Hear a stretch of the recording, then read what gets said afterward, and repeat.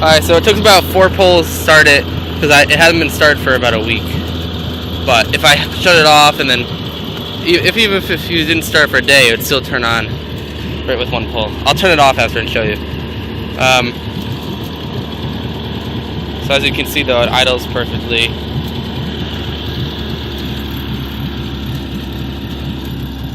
So I'll put it in forward now. See this shit. As you can see, water's coming out, so that works. Okay, now it's in neutral, put it in reverse. As you can see, it's pulling me, oh crap, yeah, pulling me away from the dock. And put it in neutral again, so as you can see, everything works well.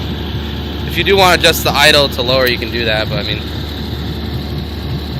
you know, and the high idle works too. Just idle this up like that. And it goes higher. And then if you want to, just put it down lower. I'll shut it off. You just turn the key to shut it off. Turn the key on again. We'll pull it. Starts right up.